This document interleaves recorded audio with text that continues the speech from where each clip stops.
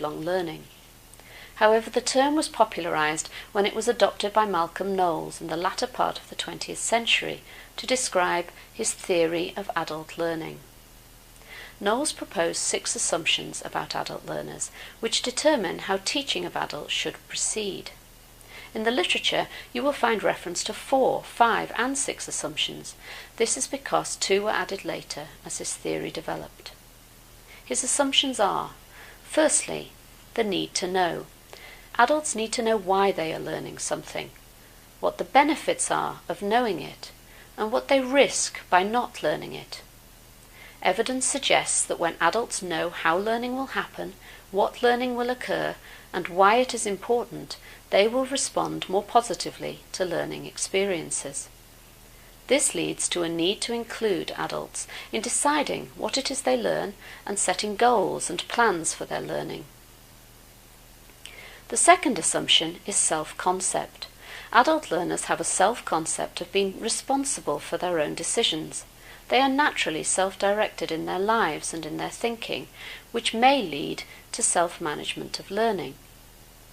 This has 2 elements. Firstly, taking ownership of learning in terms of making decisions about what and how to learn, and secondly, self-direction, which includes self-management, motivation, and monitoring.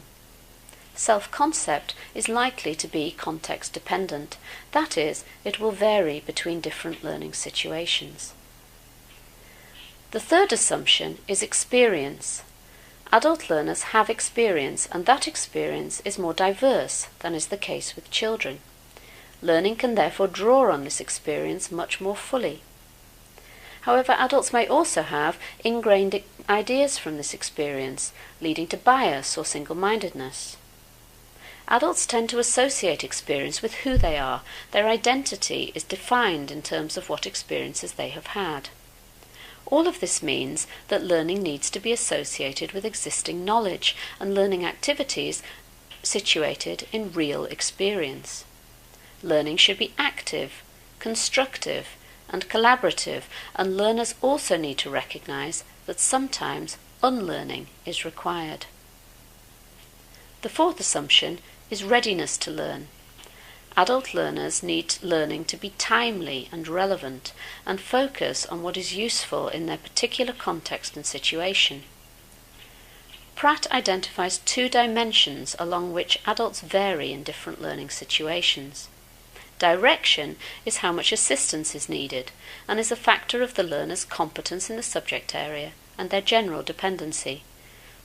Support is how much encouragement is needed from others and is a factor of their commitment and their confidence in their ability to learn. The fifth assumption is orientation to learn. Adult learning is life-centered and focuses on tasks and problems rather than on subjects. So learning needs to be contextualized, and experiential learning is most effective. Kolb proposed an experiential learning cycle, where learners have concrete experiences of the here and now. They observe and reflect on those experiences. They generalize from those experiences to develop concepts and theories, and they then test these generalizations in new situations. Finally, the 6th assumption is motivation to learn.